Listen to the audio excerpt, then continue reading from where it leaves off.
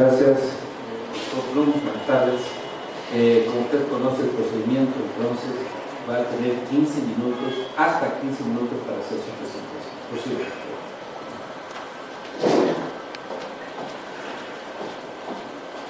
Gracias, señor presidente. Muy buenas tardes, doctora, doctor, vocales del Consejo de la Judicatura de Transición, damas y caballeros presentes, compañeras judiciales, a quienes nos ven también por internet, cumpliendo con lo que dispone el instructivo para este tipo de audiencias dentro del concurso para juez nacional.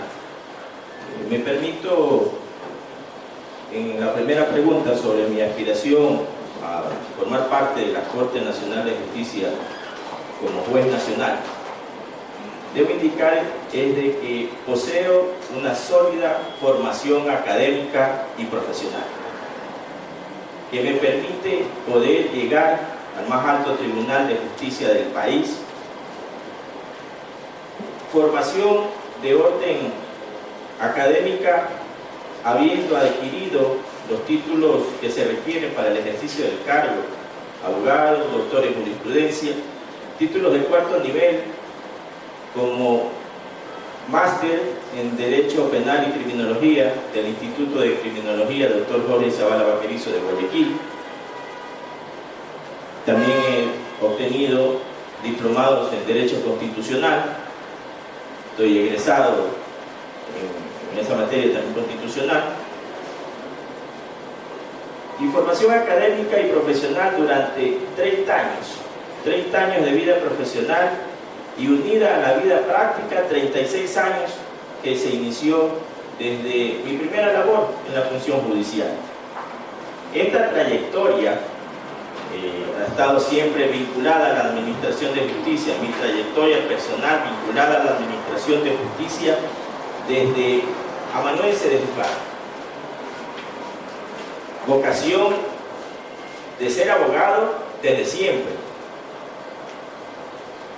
vinculada también a la parte familiar de la abogacía, tanto más que he tenido la oportunidad de tener un padre que ha ocupado cargos estelares dentro de la administración de justicia, como presidente de la Corte de Guayaquil y ministro de la Corte Suprema de Justicia. Esta trayectoria me ha permitido tener la experiencia y la capacidad que se requiere para este tipo de cargos, que me permite tener el aplomo suficiente para poder dar a cada quien lo que le corresponde, para poder ser justo, para actuar con honestidad, con prontitud, con celeridad, atendiendo a las víctimas que son impactadas de los eventos delictivos, participando de lo que es la concepción misma del servidor judicial, del servidor público. No formo parte ni he estado ligado nunca a ningún partido político, ni tampoco formo parte de ningún estudio o staff jurídico que pueden estar manejando o no disposiciones o resoluciones de orden judicial.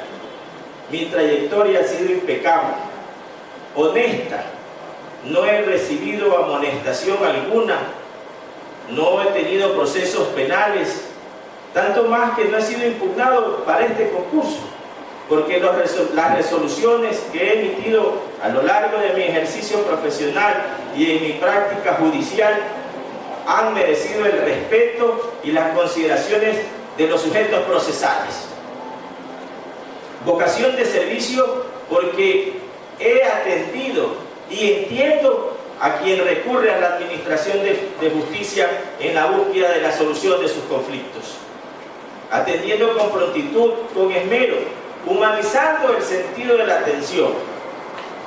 Y digo vocación de servicio público y judicial, porque en todos los años de mi ejercicio, y ya lo vamos a ver en la trayectoria, precisamente es esa atención al público la que me ha destacado, y son ellos los que están llamados a poder indicar de lo correcto, de lo honesto, de lo transparente de todas mis actuaciones.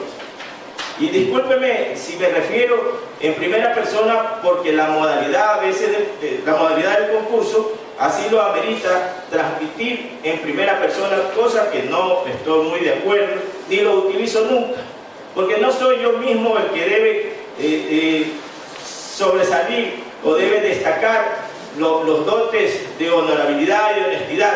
Es la población en general, son los usuarios judiciales los que así tienen que referirse, y así lo han hecho dentro de esa vocación de servicio. Y estoy comprometido también con el cambio de la administración de justicia, comprometido como el que más, no solo ahora de llegar a formar parte de la Corte Nacional de Justicia, sino que comprometido con el cambio desde hace muchos años atrás en otros ejercicios dentro de la Administración de Justicia, ya sea desde la Fiscalía General del Estado, donde he participado de lograr la oralidad y la aplicación del sistema acusatorio oral actualmente en vigencia en nuestro país. Y digo comprometido con el cambio, y a pesar de que puede ser hasta mal visto lo que voy a expresar, pero quiero hacerlo con sinceridad, con honestidad. ¿Por qué no? De contar con la venia de Dios y con la anuencia de ustedes, señores vocales del Tribunal de Justicia, del Consejo de la Judicatura, de llegar a ocupar un cargo de titular en la Corte Nacional, de ser juez nacional. Desde la primera sesión a la que asistiré, a pesar de que es algo simple, voy a transmitir a mis compañeros judiciales que trabajemos no solo las 8 horas ni los 5 días de la semana para romper ese estigma que se ha venido dando en esta Corte, antes llamada Corte Suprema de Justicia, donde los ministros de la Corte de provincia solo laboraban de martes a jueves en la tarde. Y para terminar de una vez por todas y demostrarle a la sociedad este espíritu de cambio, ¿por qué no trabajar más allá de las 8 horas diarias, también el sábado? Porque comprendo que con trabajo es la única forma de poder solucionar los conflictos que están todavía en espera de la administración de justicia. Dentro de lo que, no sé cómo cambiar, dentro del segundo punto, en mi experiencia profesional, la voy a dividir en 3 partes. La parte judicial, nació en 1976 como ayudante, como amanuense, en el juzgado primero provincial, lo que ahora es primero de lo civil. Y estuve 4 años en ese cargo, y en el año 80 tuve que presentar la renuncia como el cargo de amanuense, porque mi padre en ese año fue designado ministro de la Corte Superior de Justicia, y para evitar el nepotismo presenté mi renuncia. Continué como amanuense en el juzgado primero de tránsito, porque en esa época administrativamente los juzgados de tránsito dependían de la Comisión de Tránsito del Guayas. Es decir, desde mis inicios, luego de salir de las aulas colegiales, ya en la carrera de abogacía, intercambié lo que es la parte universitaria con la experiencia práctica de laborar en los juzgados.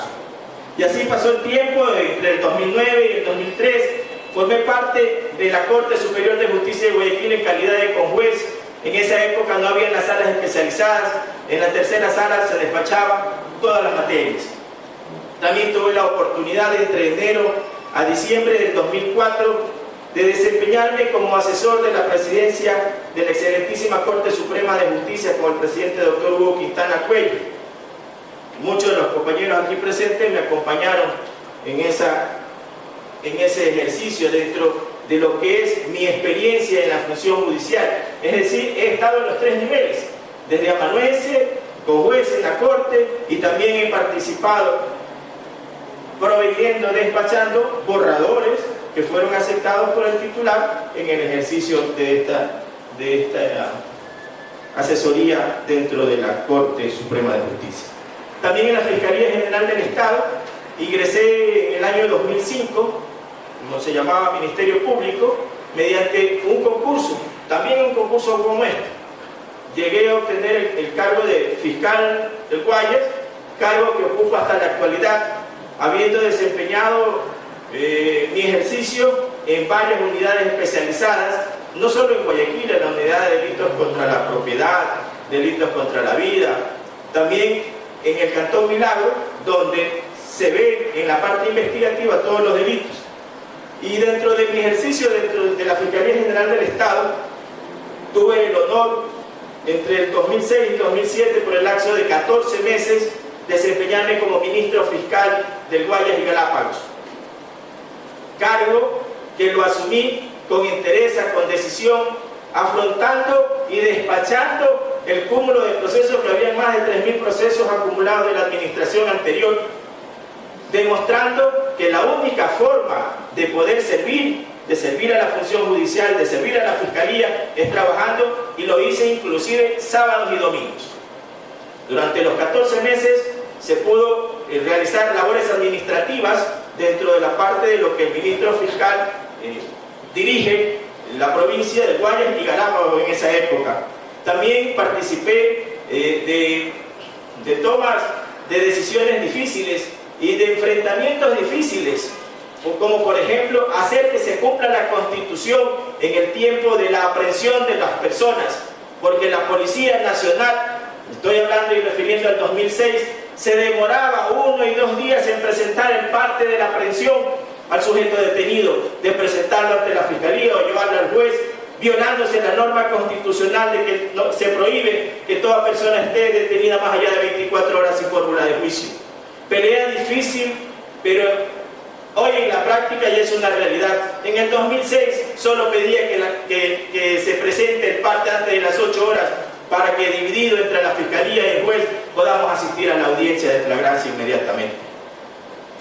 Cargo que lo desempeñé con honestidad, con transparencia, con servicio público, sin haber recibido ningún tipo de amonestación o algún proceso en mi contra. 3 minutos. ¿Perdón? 3 minutos. Sí.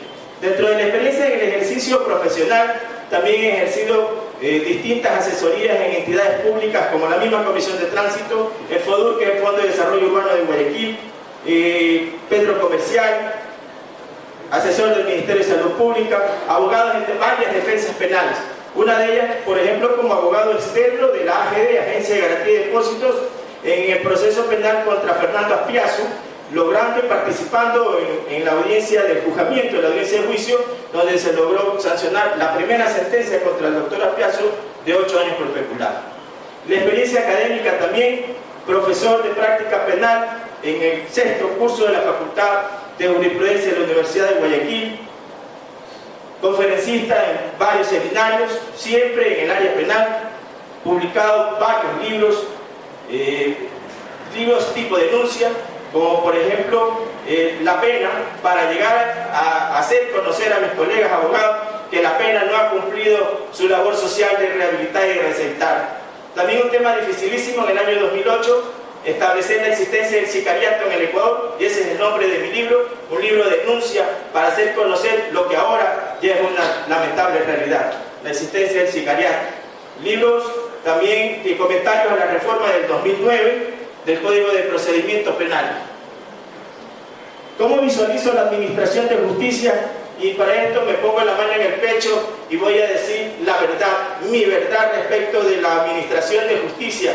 A pesar de que conozco que hay muchísimos hombres y mujeres, y aquí están presentes, honestos dentro de la administración de justicia, hay unos pocos que se han deshumanizado, que han dejado de lado su función de servicio, su función de servir a la colectividad. Han comercializado la justicia, y eso es lo que tiene que terminar, y eso es lo que tiene que acabar. Y desde el juez de la Corte Nacional vamos a predicar con el ejemplo, y así lo he desarrollado en todos los actos de mi vida. Esta administración de justicia merece un cambio estructural, merece un cambio donde todos se pongan la camiseta del judicial y podamos atender a la colectividad para poder despachar prontamente, con celeridad, con oportunidad, con eficiencia, todo lo que corresponde al ámbito judicial. Estoy preparado estoy científicamente preparado, técnicamente preparado, moralmente preparado para ocupar un cargo de juez titular en la Corte Nacional. Muchísimas gracias. Gracias, doctor Blum. Preguntas de parte de los vocales. Buenas tardes. Buenas tardes. ¿Qué opinión le merece usted la aplicación de política de tolerancia cero para combatir la seguridad ciudadana en la Administración de Justicia? Bueno, la aplicación de tolerancia cero, primero que hay que separar la parte de la prevención que le toca a la parte policial, a la parte de los organismos públicos, y en lo que corresponde al judicial en sí, afrontar con altivez todos los procesos penales que se presenten, porque uno de los principios es recobrar la paz social, y la paz social se la va a recobrar actuando con prontitud, con celeridad, dando a cada quien lo que le corresponde, en el ámbito de la investigación, en el ámbito del juez, revisando que el proceso cumpla con las normas del debido proceso, que no se viole ninguna garantía de orden constitucional, ningún tratado internacional, y que se aplique de la mejor manera, y que se le ponga la pena a quien corresponda, al desviado, a quien infringió la norma. ¿Está de acuerdo o no con esa política? Con la política de la administración, la administración de justicia en cuanto a despachar las causas con prontitud, con celeridad, aplicando lo que la norma constitucional y la norma procesal establece, sí estoy de acuerdo. Lo que no estoy de acuerdo es que se deban imponer acciones o penas que no estén contempladas en nuestro ordenamiento jurídico. Entendido por tolerancia cero, que todos los casos que vienen al sistema deben terminar siendo sancionados. A eso me refiero. Yo me refiero, gracias doctor Llava, refiero a que el proceso penal en sí que llegue a la administración de justicia debe tramitarse con transparencia. Si es al final del proceso, luego de recurrir todas las etapas, y se ha encontrado que se ha establecido la materialidad de la infracción y la culpabilidad de aquel sujeto procesado, se le debe imponer la pena, sí, pero aquel que entró al sistema judicial y que no se ha podido recolectar elementos de convicción necesarios para tener una sentencia condenatoria, no. En ese tendremos que aplicar la justicia y reconocerle que no ha habido los elementos necesarios. Tomando en cuenta que una de las facultades de la Corte Nacional de Justicia es escribir resoluciones en los casos que exista oscuridad en la ley. Siguiendo también con esa postura para el área penal, ¿cuál cree usted que deberían ser las más urgentes resoluciones que eliminen estas oscuridades de la ley y que deben ser pedidas por la Corte Nacional? A nivel administrativo, y para terminar, dudas, por ejemplo, respecto a la aplicación de la no apelación del auto de llamamiento a juicio, porque está en la norma constitucional, perdón, en la norma procesal, que no existe ese recurso de apelación. Sin embargo, está la norma constitucional que establece que de toda resolución habrá el recurso respectivo. Entonces, en Guayaquil, por ejemplo, hay una sala que no lo conceden, y unos juzgados que no lo conceden y otros sí. Aclarar las dudas respecto a ello.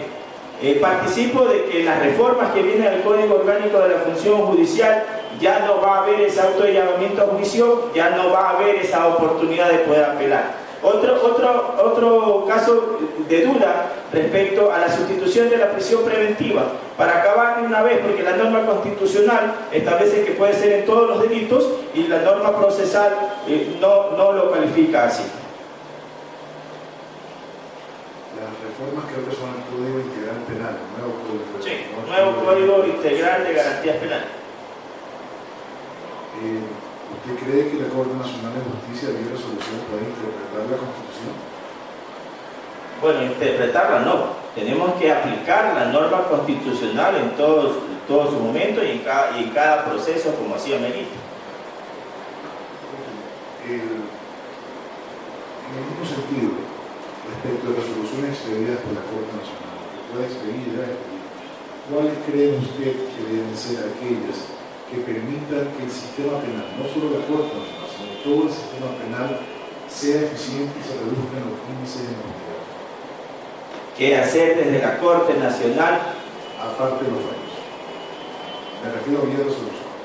o sea, vía resolución, ¿qué puede hacer la Corte? Emitir resoluciones donde exista oscuridad, como usted bien lo ha citado, doctor Llavo, en cuanto a la parte procesal, para que desde el máximo organismo de justicia todos los jueces de primer y segundo nivel puedan aplicarlo eficientemente, para que no exista esa dualidad o vamos a depender de la calidad del juez que tengamos para que resuelva determinado caso.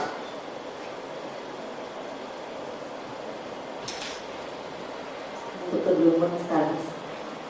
Dale, doctor. Usted ocupó gran parte de su tiempo en explicarnos cuál es su experiencia. Me parece que es importante que nos amplíe su justificación para la aspiración de ser juez. La justificación para ser juez es porque me siento que estoy preparado técnica y científicamente. En todos los actos de mi vida los he desarrollado honestamente, con prontitud, con celeridad en lo que corresponde a la administración de justicia y a los procesos judiciales. Ese bagaje de experiencia que la he adquirido durante los 36 años de este ejercicio práctico y profesional es lo que me permite poder estar en este sitial, en este concurso y aspirar a formar parte de la próxima Corte Nacional de Justicia. Gracias, doctor. En el caso de usted llegar a ser juez de la Corte Nacional de Justicia, ¿usted cómo aplicaría el principio de igualdad para hombres y mujeres y para las personas de diversa condición socioeconómica? Sin discriminar ni a hombres, ni a mujeres, ni a nadie por su condición, como lo establece la norma constitucional. Dentro de mi ejercicio no me he dejado llevar ni por el pobre ni por el rico. No me he dejado llevar ni por los llantos ni por los insultos. O sea, dentro del concepto de lo que es el despacho de las causas, siempre ha sido mi conciencia la que ha primado. Y dentro de eso, la honestidad, poder ser justo con todos, sin discriminar a nadie.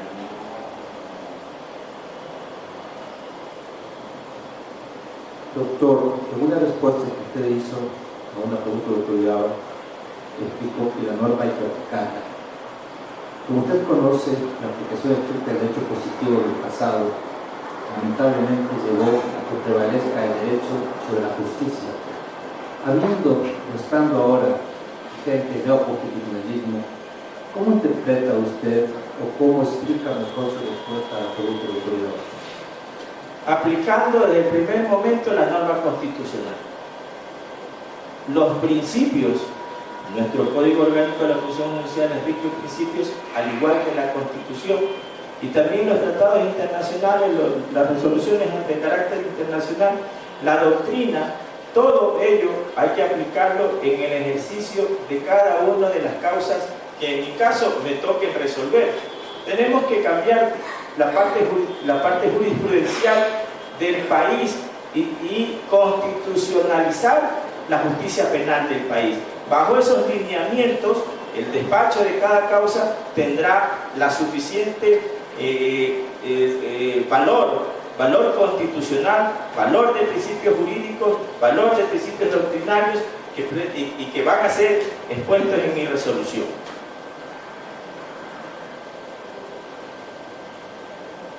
Tengo una pregunta adicional. Como usted conoce, en diferentes etapas del proceso para la selección de jueces y juezas en la Corte Nacional de Justicia, se utilizaron medidas de acción afirmativa. En el caso de que usted tuviera que ceder un puesto al que hubiera accedido mediante concurso para poder aplicar la norma de acción afirmativa y tratándose de propender a la paridad, ¿cuál sería su reacción al respecto? ¿Cuál sería su actitud? Gracias, señor presidente, por la pregunta. Yo soy un judicial de carrera. Soy respetuoso de la norma, soy respetuoso de los reglamentos, soy respetuoso de la Constitución. El hecho de haber llegado a este sitial el hecho de haber llegado a la última fase del concurso ya me convierte en un ganador. Si Dios dispone que tenga que ceder mi puesto de juez titular para que una mujer así lo obtenga por la paridad, bien sea, ya Dios me dispondrá otros lugares y otras oportunidades. Estoy convencido que por mandato de Dios, por la decisión de ustedes, voy a llegar a la corte. Voy a llegar a la corte y voy a hacer lo que he hecho toda mi vida, ser justo.